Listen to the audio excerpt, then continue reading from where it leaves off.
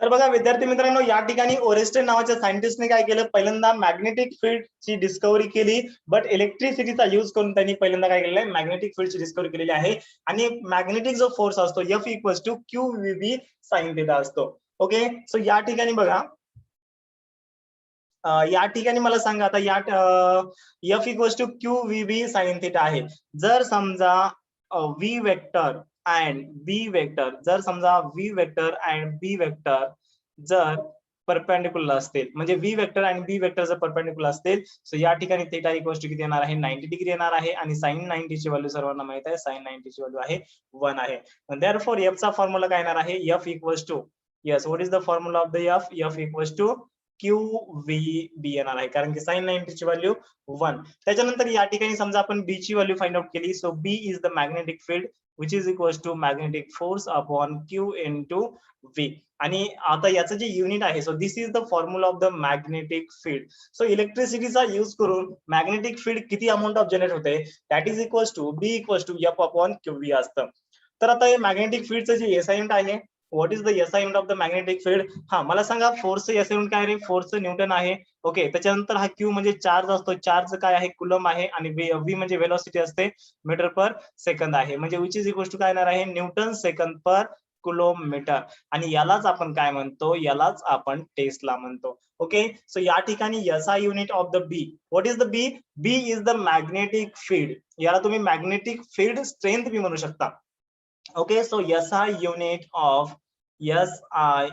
unit of B. What is the SI unit of the B? Tesla. Okay, आणि 1 Tesla equals to 10 to किती असतं, 10 to 4 gauss असतं. Okay, so this is the another unit of the magnetic field. Okay, Tesla सर्वांना माहित आहे, Tesla electric vehicle, Elon मस्कची company आहे, सर्वांना माहिती आहे. ओके, हा, तर टेस्ला म्हणजे काही एलॉन मस्कने डिस्कव्हरी केलं नाही, तर निकोला टेस्ला नावाचा सायंटिस्ट होता. सो त्यांनी पहिल्यांदा बीचं काय केलेलं आहे, मॅग्नेटिक फील्ड इंटेन्सिटी त्यांनी पहिल्यांदा डिस्कव्हर केलं, ते बरोबर आहे. सो मॅग्नेटिक फील्ड काय असतं त्यांनी डिस्कव्हर केलं, त्याच्यामुळे आपण बीचं जे युनिट आहे ते काय करतो, आपण टेस्ला देतो. जसं की न्यूटन बाबांनी काय केलं, फोर्सची डिस्कव्हरी केली, त्याच्यामुळे आपण फोर्सचं युनिट काय म्हणतो, न्यूटन म्हणतो. ओके, लक्षामध्ये. So 1 Tesla equals to 10 to 4 gauss. Okay, त्याच्यानंतर magnetic field on a wire carrying a current. आता समजा ऍक्च्युअल मध्ये मॅग्नेटिक फील्ड आपल्याला स्टडी करायची आहे, तर याचा नंतरचा पुढचा जो पॉइंट आहे, टायटल लिहा सर्वांनी. आता हा पहिला जो पॉइंट होता, so this was just the introductory part. तर याच्यामध्ये पहिला जो पॉइंट आहे, तो पॉइंट आहे, यस, या ठिकाणी लिहितो मी, magnetic force on a wire, magnetic force on a wire carrying a current. Okay, carrying a current.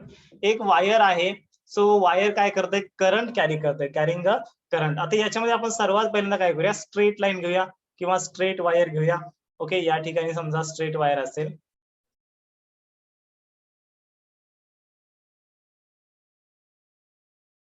हा स्ट्रेट वायर असेल, स्ट्रेट वायरची मी या ठिकाणी डायग्राम ड्रॉ करतो. सो स्ट्रेट वायर आहे, आणि या स्ट्रेट वायर मधून काय होतं राजांनो, electricity, high amount of electricity काय होते, पास होते. ओके, मग या ठिकाणी मॅग्नेटिक फील्ड तयार किती होते हे आपल्याला फाइंड आउट करायचंय. सो मॅग्नेटिक फील्ड तयार किती होते याचा एक फॉर्म्युला आहे. तो काय फॉर्म्युला आहे, which is equals to ILB sine theta. So magnetic field, that is the force of the magnetic field. What is the FM? FM is the force of the magnetic field.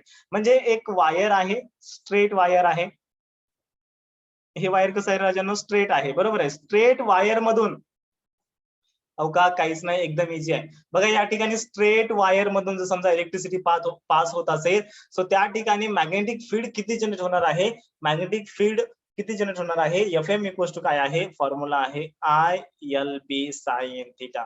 Okay, FM equals to ILB sin theta. What is the I is the current. What is the L is the length of the conductor, length of the wire. What is the B is the, what is the B is the magnetic field. आणि मला सांगा, जर समजा या ठिकाणी B आणि L, समजा B vector B and vector L are perpendicular असतील, ओके, सो या ठिकाणी आर परपेंडिक्युलर असते. सो परपेंडिक्युलर असल्यामुळे मला सांगा याच्यामधला जो अँगल आहे एल आणि बी मधला जो अँगल आहे थीटा इक्वल्स टू किती येणार आहे 90 डिग्री येणार आहे. बरोबर आहे. आणि जर समजा थीटा इक्वल्स टू 90 डिग्री असेल सो साइन 90 ची व्हॅल्यू सर्वांना माहित आहे, सांगायची आवश्यकता नाही, 1 असते. म्हणजे याच्या फॉर्म्युल्यामध्ये व्हॅल्यू पुटअप केल्या so F M equals to special case आहे आय एल बी. कधी जेव्हा बी आणि एल हे काय असतील परपेंडिक्युलर असतील. ओके, हा म्हणजे असतातच परपेंडिक्युलर बट कधी कधी परपेंडिक्युलर नसतात. लक्षामध्ये यस. ओके, त्याच्यानंतर आता आर्बिटरीली शेप वायर असेल. आता स्ट्रेट वायरचा आपण मॅग्नेटिक फोर्स स्टडी केलेला आहे F M equals to I L B sine theta असतो. त्याच्यानंतर समजा आर्बिटरीली वायर असेल. आता आर्बिटरीली वायर म्हणजे कसं असतं सांगतो या ठिकाणी.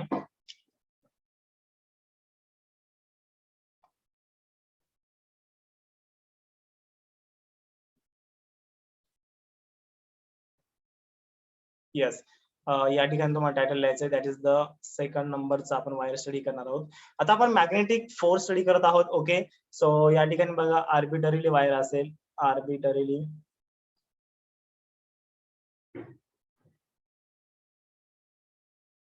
आर्बिटरीली वायर असेल म्हणजे या ठिकाणी जी वायर आहे ती अशी कशी असू शकते. ओके, म्हणजे झिगझॅग असू शकते, कशी बी इकडे तिकडे वाकडे तिकडे असू शकते. सो ही वायर आहे आणि या वायरची समजा आपण एक छोटीशी लेंथ त्याची की डीएल आपण घेतलेली आहे. ओके, सो या ठिकाणी मॅग्नेटिक फोर्स ऍक्ट होतो एफ एम इक्वल्स टू काय होतं I into integration of the DL cross B. बरोबर आहे. सो या ठिकाणी याच्यामधला जो क्रॉस प्रोडक्ट असतो तो म्हणजे काय असतो इनटू करंट, हा काय असतो मॅग्नेटिक फोर्स असतो. ओके, आता मला सांगा बी हा काय आहे कॉन्स्टंट आहे. सो बी ला इंटिग्रेशनच्या बाहेर घ्या. So I into in bracket मध्ये काय राहणार आहे integration of the DL okay into the B. लक्षामध्ये. So this is the magnetic force in the arbitrarily shaped wire. म्हणजे समजा न्यूमेरिकल मध्ये तुम्हाला दिलं आर्बिटरीली शेप्ड वायर आहे आणि याचा मॅग्नेटिक फोर्स किती असतो तुम्हाला फाइंड आउट करायला सांगितलं आहे. Okay, so F M equals to I into integration of the DL into B. This is the formula. त्याच्यानंतर बघा जर समजा क्लोज सर्किट असेल आणि क्लोज सर्किट मध्ये तुम्हाला काय काय फाइंड आउट करायचंय मॅग्नेटिक फोर्स फाइंड आउट करायचा आहे. तर त्याचा मॅग्नेटिक फोर्सचा जो फॉर्म्युला असतो तो कशा पद्धतीने येतो या ठिकाणी मी लिहून देतो तुम्हाला. Okay, so force on a close circuit in a magnetic field B. Okay, so या ठिकाणी force on a close circuit, force on a close circuit in a magnetic field capital B, in a magnetic field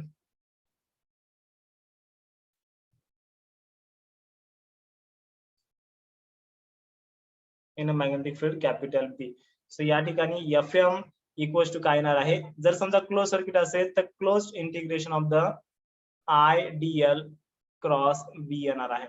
बरोबर आहे. So या ठिकाणी आणि समजा बी जर uniform असेल आणि क्लोज सर्किट असेल. ओके, सो या ठिकाणी बघा इफ बी म्हणजे काय असतं बी म्हणजे सर्वांना माहित आहे B is magnetic field. If B is uniform, जर समजा बी हा युनिफॉर्म असेल तर मला सांगा या ठिकाणी याचा जो फोर्स असतो एफ एम इक्वल्स टू काय असतो 0 येत असतो. Okay, so this is the special case. जर समजा बी हा मॅग्नेटिक फील्ड जर युनिफॉर्म असेल so F M equals to काय येत असतं 0 येत असतं.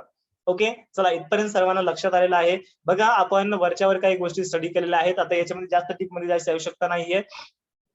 आपण पहिल्यांदा स्ट्रेट वायर घेतलं. स्ट्रेट वायरवर मॅग्नेटिक फोर्स किती ऍक्ट होतो F M equals to I L B sine theta. आणि स्पेशल केस जर समजा बी आणि एल परपेंडिक्युलर असतील तर साइन 90 ची व्हॅल्यू 0 असल्यामुळे F M equals to I L B आलेला आहे. अरे बरोबर नाही, हे साइन 90 ची व्हॅल्यू काय केली 1 पुटअप केली. का पुटअप केली sir because B and L are perpendicular आणि परपेंडिक्युलर असल्यामुळे थीटाची व्हॅल्यू 90 डिग्री असते आणि साइन 90 ची व्हॅल्यू 1 असते ऍज यू ऑलरेडी नो. आता आर्बिटरीली वायर असेल तर कशा बी शेपचा वायर असेल तर या ठिकाणी इंटिग्रेशन ऑफ डीएल घ्यायचे म्हणजे जे लेंथ आहेत आता ज्या टोटल जी वायरची लेंथ आहे त्याचं इंटिग्रेशन घ्यायचंय. Okay, so integration of the DL cross B into I that is the I L बीच येणार आहे. मेन फॉर्म्युला आय एल बीच येणार आहे, फक्त इंटिग्रेशन ऑफ द डीएल येणार आहे. आणि याच्यामध्ये आय एल बीच आहे, फक्त आपण काय केलं डीएल हा छोटासा पार्ट घेतलाय लेंथचा आणि आपण याला काय केलंय क्लोज इंटिग्रेशन घेतलंय. क्लोज इंटिग्रेशन का असतं कारण की क्लोज सर्किट असल्यामुळे आणि समजा या ठिकाणी बी जर युनिफॉर्म असेल तर एफ एम इक्वल्स टू काय असतं 0 असतं. Okay, that is the magnetic force is 0. Okay, त्याच्यानंतर आता पुढचा पॉईंट आपल्याला बघायचा आहे या चॅप्टर मधला एमसीजी, याला आपण काय म्हणतो, एमसीजी म्हणतो, moving coil galvanometer. So moving coil galvanometer मधला एक फॉर्म्युला सगळ्यात महत्वाचा आहे, and this concept is very important because याच्यावर एमसीक्यू विचारला जाऊ शकतो. सो या ठिकाणी मी टायटल देतोय moving coil galvanometer. Moving coil galvanometer. Okay, याला तुम्ही शॉर्ट मध्ये प्रेमानं, लाडानं, यस लाडानं म्हणू शकता, एमसीजी म्हणू शकता. काय म्हणू शकता, MCG, moving coil galvanometer.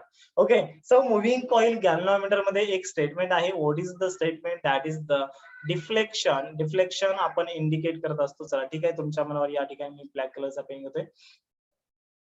So एक गोष्ट लक्षात ठेवा, deflection is directly proportional to the current. म्हणजे जेवढं या ठिकाणी तुम्ही करंट पास करणार आहोत, जेवढं करंट वाढेल तेवढं काय होईल, एमसीजी मधलं काय होईल, डिफ्लेक्शन वाढेल. म्हणजे प्रोपोर्शनल असतं. ओके, आणि ते प्रोपोर्शनली मेंटेन केलं असतं, जेणेकरून आपल्याला मुव्हिंग कॉइल गॅल्व्हनोमीटर मध्ये आपल्याला करंट मेजर करता यावं किंवा आपल्याला व्होल्टेज मेजर करता यावं. एमसीजी ना म्हणजे मुव्हिंग कॉइल गॅल्व्हनोमीटरचा यूज करून आपण राजांनो करंट बी मेजर करू शकतो किंवा आपण व्होल्टेज बी मेजर करू शकतो. बट आता हे जे एमसीजी इन्स्ट्रुमेंट आहे ना, हे अगोदरच्या काळामध्ये युज व्हायचं, बट आताच्या काळामध्ये एमसीजी हे इन्स्ट्रुमेंट, मुव्हिंग कॉइल गॅल्व्हनोमीटर हे इन्स्ट्रुमेंट युज होत नाहीये, कारण की आता व्होल्टेज मेजर करायला डायरेक्टली आपण व्होल्टमीटरचा युज करतोय, बरोबर आहे, आणि त्याच्यानंतर करंट मेजर करायला आपण अॅमीटरचा युज करत असतो. ओके, सो आणि मुव्हिंग कॉइल गॅल्व्हनोमीटर हे एक इन्स्ट्रुमेंट आहे जे की व्होल्टेजला पण मेजर करतं आणि अॅमीटरला बी मेजर करतं, बरोबर आहे. मुव्हिंग कॉइल गॅल्व्हनोमीटर आपण कुठे शिकलं होतं, आठवले तुम्हाला, करंट इलेक्ट्रिसिटी मध्ये शिकलं होतं. नोट्स मध्ये दाखवू तुम्हाला, बघा विसरले का, लगेच इथलं इथं विसरतो तुम्ही. कुठे गेला आपला करंट इलेक्ट्रिसिटी, यस बघा, करंट इलेक्ट्रिसिटी मध्ये galvanometer as a voltage, that is the voltmeter, आणि या ठिकाणी गॅल्व्हनोमीटर ऍज अ एमीटर शिकलं होतं. हाँ सर सही बात है ना, मतलब कितना इजी है सर. देखो यहाँ पर गॅल्व्हनोमीटर है, की गॅल्व्हनोमीटरची आपण फिगर ड्रॉ केली. ओके, म्हणजे काय असतं, एक रेक्टँग्युलर कॉइल असते आणि त्याला आपण हॉर्सशू मॅग्नेट मध्ये फिक्स करत असतो, बरोबर आहे. जसं आपण करंट वाढवू तसं या ठिकाणी काय होतं, डिफ्लेक्शन वाढत राहतं. सो गॅल्व्हनोमीटरला ऍज अ तुम्ही एमीटर म्हणून युज करू शकता. कसं युज करायचं ही सर्किट डायग्राम आपण बघितली होती करंट इलेक्ट्रिसिटी चॅप्टर मध्ये. जर समजा आता समजत नसेल तर करंट इलेक्ट्रिसिटीचं वन शॉट लेक्चर बघा, तुम्हाला समजेल. ओके, त्याच्यानंतर गॅल्व्हनोमीटर ऍज अ व्होल्टमीटर म्हणून बी तुम्ही युज करू शकता. म्हणजे बघा बरं किती सोपं आहे, एकच कन्सेप्ट सगळीकडे आहे, जिकडं तिकडं. ओके, सो या ठिकाणी जे डिफ्लेक्शन असतं, phi is directly proportional to the current. So या ठिकाणी बघ, फाय इक्वल्स टू काय येणार आहे, कॉन्स्टंट येणार आहे, आणि जो कॉन्स्टंट असतो तो कॉन्स्टंट आपण या ठिकाणी घेणार आहे NAB upon K. Okay, NAB upon K into the I. आता याच्यामध्ये आपण डिटेलमध्ये स्टडी करणार आहोत की फाय काय असतं. Phi is the deflection. What is the phi? Phi is the deflection. म्हणजे deflection is directly proportional to the current असतं एमसीजी मध्ये. Okay, so phi is the deflection. हा, त्याच्यानंतर मला सांगा एन काय असतं. N is the number of turns, बरोबर आहे. या ठिकाणी एन काय असतं, N is the number of turns. हा, त्याच्यानंतर ए काय असतं, ए म्हणजे असतो एरिया. त्याच्यानंतर बी काय असतं, B is the magnetic field. Okay, magnetic field ही टेस्ला मध्ये दिलेली असते. आताच आपण याचं युनिट बघितलं. त्याच्यानंतर के काय असतो, K is the torsional constant. Okay, K ला काय म्हणतो आपण, टॉर्जनल कॉन्स्टंट. ऑसिलेशन मध्ये आपण के ला स्प्रिंग कॉन्स्टंट म्हटला होता, आणि जर समजा अँग्युलर एक्सिलेशन असेल तर त्या ठिकाणी के असतो, किंवा या ठिकाणी तुम्ही याला सी बी घेऊ शकता. ओके, सो या ठिकाणी के घेतलेला आहे, K is the torsional constant. Okay, so this is the formula of the deflection. So deflection किती होणार आहे, phi equals to NAB upon K into I. या फॉर्म्युलाचा यूज करून तुम्ही फाइंड आउट करू शकता. याच्यानंतर आता आपल्याला पुढचा कन्सेप्ट बघायचा आहे, मॅग्नेटिक डायपोल मोमेंट. आता मॅग्नेटिक डायपोल मोमेंट काय असतं, अरे टॉर्जनल कॉन्स्टंट तुम्हाला माहिती आहे का, कुठे बघितला होता आपण, ऑसिलेशन चॅप्टर मध्ये. कुठे बघितला होता सर, मला तर काही आठवत नाही. ऑसिलेशन मध्ये आपण बघितला होता रे. दाखवतो तुम्हाला ऑसिलेशनच्या नोट्स, आता माझ्याकडे आहेत का नाही ऑसिलेशनच्या नोट्स.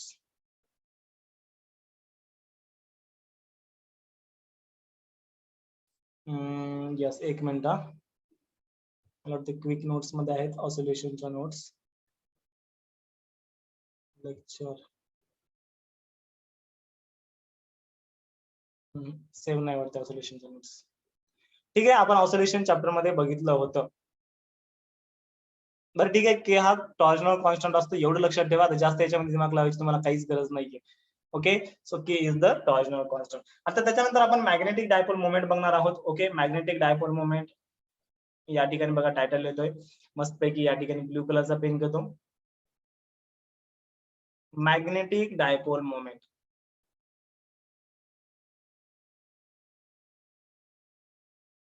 आता मॅग्नेटिक डायपोल मोमेंट काय असतं रे? मॅग्नेटिक डायपोल मोमेंट जसं तुम्ही 11th मध्ये इलेक्ट्रिक डायपोल मोमेंट शिकलं मग तसंच या ठिकाणी मॅग्नेटिक डायपोल मोमेंट असतं. आणि याचा जो फॉर्म्युला असतो ना, याचा फॉर्म्युला असतो एम बी साइन थिटा असतो. ओके, हा फॉर्म्युला मॅग्नेटिक मटेरियल नावाच्या चॅप्टर मध्ये होता 11th नंबरच्या. बट हे जे टॉर्क असतं मॅग्नेटिक डायपोल मोमेंट जे असतं, सो या ठिकाणी हे जे यम असतं ना, यम म्हणजे असतं बघा मॅग्नेटिक डायपोल मोमेंट आणि टाऊ म्हणजे काय असतं? टॉर्क असतं. Okay, so tau equal to M B sine theta असतं. बट या ठिकाणी 11th नंबरच्या चॅप्टर मध्ये आपण स्टडी करणार होतात, बट 25% मध्ये तो सिलेबस टॉर्क नावाचा कन्सेप्ट डिलीट झाला, त्याच्यामुळे आपण स्टडी केलं नाही. Okay, so tau equal to काय असतं? एम बी साइन थिटा असतं. बट या ठिकाणी आपण एम न घेता या ठिकाणी म्यू घेणार आहोत, कारण की तुम्ही म्यू बी घेऊ शकता. मॅग्नेटिक डायपोल मोमेंट तुम्ही म्यू बी घेऊ शकता. याला तुम्ही एम न पण इंडिकेट करू शकता किंवा याला तुम्ही म्यू न पण इंडिकेट करू शकता. ओके, सो या ठिकाणी काय येणार आहे? Tau equal to mu B sine theta आणि म्यू ची व्हॅल्यू म्हणजे that the magnetic dipole moment काय असतं? Which is equal to N I A असतं. Okay, N I A number of टर्नवर डिपेंड असतात, त्याच्यानंतर इलेक्ट्रिक करंट आणि एरियावर डिपेंड असतात. सो याची व्हॅल्यू समजा मी वरच्या इक्वेशन मध्ये पुट अप केली, सो टाऊ इक्वल टू काय येणार आहे? या ठिकाणी येणार आहे म्यूच्या ठिकाणी मी पुट अप केलेला आहे, that is the N I A त्याच्यानंतर B into sine theta. Okay, so this is the magnetic डायपोलचा फॉर्म्युला आहे. ऍक्च्युअल मध्ये हा टॉर्कचा फॉर्म्युला आहे, बट याच्यामध्ये जो म्यू असतो, mu means what? Yes, magnetic dipole moment असतं. चला आलं लक्षामध्ये. त्याच्यानंतर पुढचा पॉइंट आहे आपला मॅग्नेटिक पोटेन्शियल एनर्जी काय असतं. एकदम इझी आहे बघा. येस, रेड कलरचा पॉइंट घेतोय. आता मॅग्नेटिक पोटेन्शियल एनर्जी काय असतं याच्यामध्ये तुम्हाला मी सांगतो. हा टाऊ म्हणजे काय असतो रे? टॉर्क असतो बघा. ओके, हा. त्याच्यानंतर म्यू काय असतं? म्यू घ्या किंवा एम घ्या, म्यू बी साइन थिटा घ्या किंवा एम बी साइन थिटा घ्या. म्यू म्हणजे काय असतं? Magnetic dipole moment. आणि जर समजा मॅग्नेटिक डायपोल मोमेंट तुम्हाला फाइंड आउट करायला सांगितलं तर तुम्हाला टाऊ फाइंड आउट करायचा नसतो, म्यू फाइंड आउट करायचा असतो. So mu equals to magnetic dipole moment. हा, त्याच्यानंतर what is the theta? Theta is the angle between the mu and the B. Okay, त्याच्यानंतर mu equals to N I A. N means number of turns, I means current, A means area. Okay, हा. त्याच्यानंतर आता आपण study करणार आहोत राजांनो magnetic potential energy. आणि magnetic potential energy काय असते हे पण आपल्याला बघायचं आहे.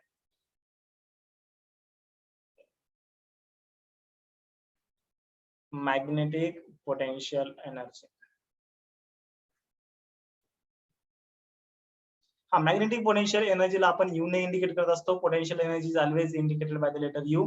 यू इक्वल्स टू याचा फॉर्म्युला येणार आहे बघा, म्यू बी कॉस थिटा याचा फॉर्म्युला येणार आहे. आता ऍक्च्युअल मध्ये तुम्हाला सांगू का, एक तुम्हाला अंदर की बात सांगू का, म्हणजे मधली गोष्ट सांगू का. या ठिकाणी बघा हा टॉर्क इक्वल्स टू काय असतं राजांनो? म्यू क्रॉस बी असतो. मग क्रॉस प्रोडक्ट काय असतो? क्रॉस प्रोडक्ट हा काय असतो? साइन थिटा असतो. बरोबर आहे, त्याच्यामुळे या ठिकाणी म्यू बी साइन थिटा आलेला आहे.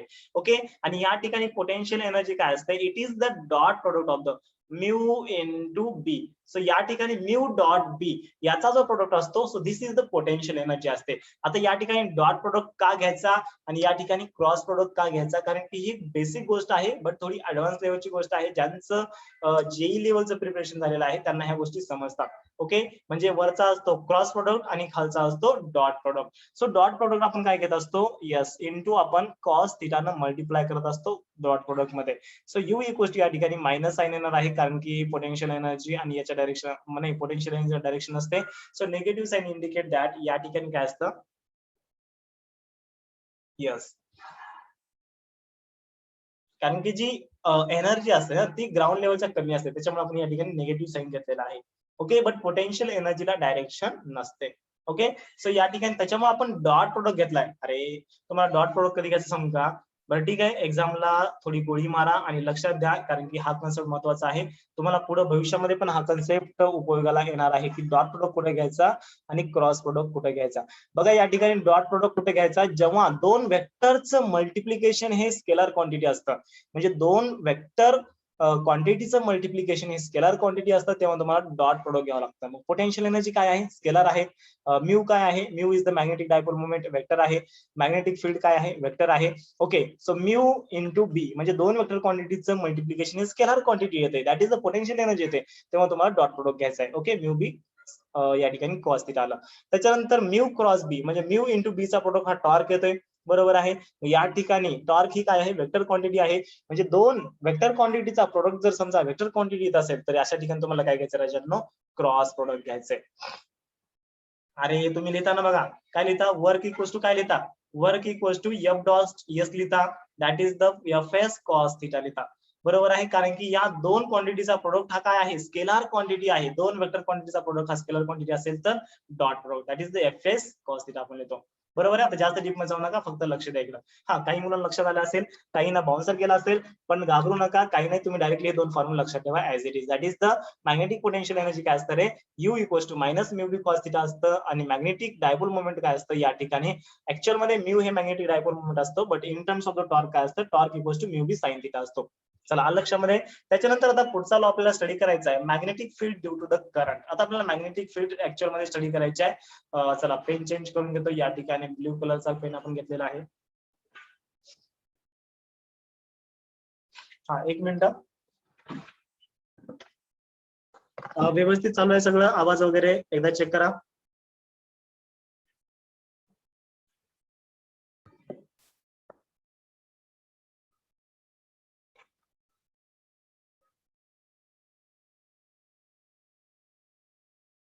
आवाज येतोय का?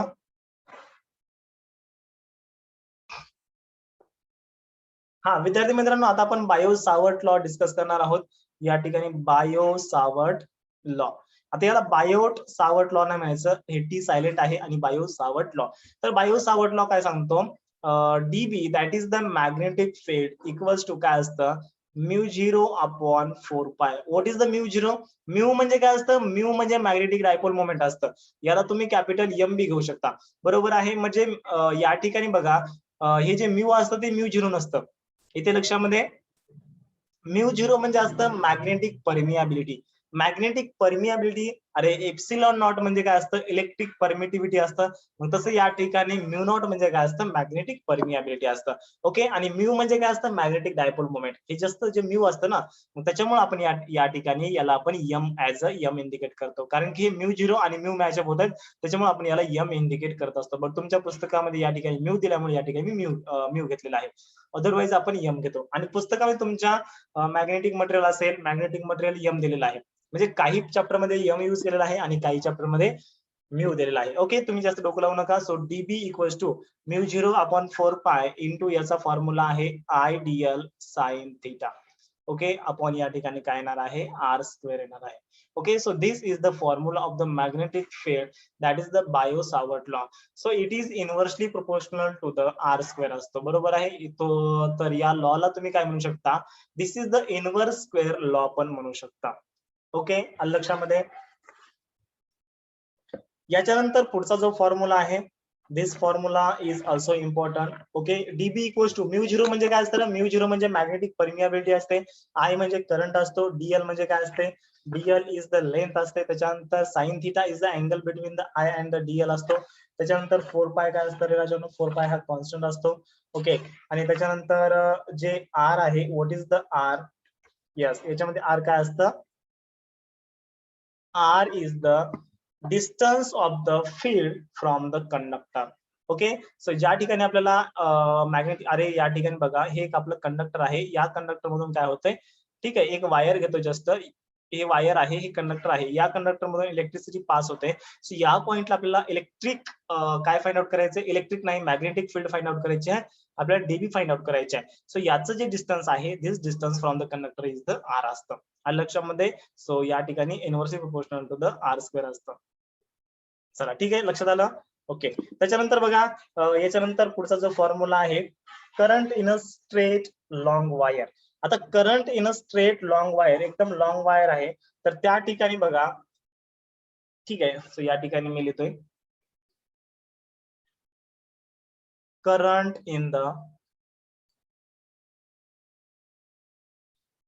In the straight long wire, एक भली मोठी लॉंग वायर आहे आणि त्या ठिकाणी या वायर मधून आपण काय केलेलं आहे, करंट पास केलेला आहे. ओके, सो या करंट मुळे मॅग्नेटिक फील्ड तयार किती होते, सो बी इक्वल्स टू याचा एक फॉर्म्युला आहे म्यू झिरो अपॉन या ठिकाणी काय येणार आहे, म्यू झिरो अपॉन या ठिकाणी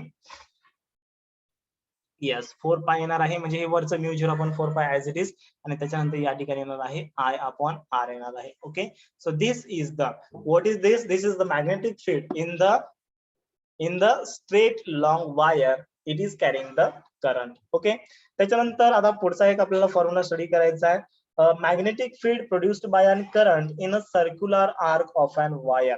जर समजा वायर ही स्ट्रेट नसेल, वायरला आपण काय केलेलं आहे, बेंड केलेलं आहे. आता काही केसेस आहेत, या केसेस आपल्याला स्टडी करायच्या, म्हणजे राजांना ते वायर पहिल्यांदा काय होतं, स्ट्रेट होतं. आता या वायरला आपण काय केलेलं आहे, या वायरला आपण केलेलं आहे बेंड. सो बेंड झाल्यामुळे या ठिकाणी मॅग्नेटिक फील्ड तयार किती होते हे आपल्याला डिस्कस करायचं आहे. सो या ठिकाणी एक वायर आहे, वायर आपण काय केलेलं होतं, याला बेंड केलेला आहे. चला ठीक आहे, बेंड करू. ओके ठीक आहे, या वायरला मी आता बेंड केलेला आहे. सो या बेंड झाल्यामुळे याच्यामध्ये मॅग्नेटिक फील्ड तयार किती होते, so this is the angle, या ठिकाणी this is the radius vector, this is the DB. Okay, so याचा जो फॉर्म्युला आहे बघा, B equals to mu zero upon 2 pi. Okay, या ठिकाणी म्यू झिरो अपॉन काय होतं, आता ठीक आहे डायरेक्टली फॉर्म्युला येतोय mu zero upon 2r into या ठिकाणी आय. ओके, सो एवढी मॅग्नेटिक फील्ड तयार होते. कधी, अरे अशी कंडिशन दिली असेल तर, कोणती कंडिशन, जेव्हा वायरला आपण बेंड करतो. ओके, सर्क्युलर आर्कची वायर असेल. ओके, म्हणजे जेव्हा आपण वायरला सर्क्युलर आर्क वायर, म्हणजे जेव्हा आपण वायरला बेंड करतो अशा शेप मध्ये, तर त्या ठिकाणी मॅग्नेटिक फील्ड तयार किती होते, B equals to mu zero upon 2r into I तयार होते. Okay, yes. आता त्याच्यानंतर बघा,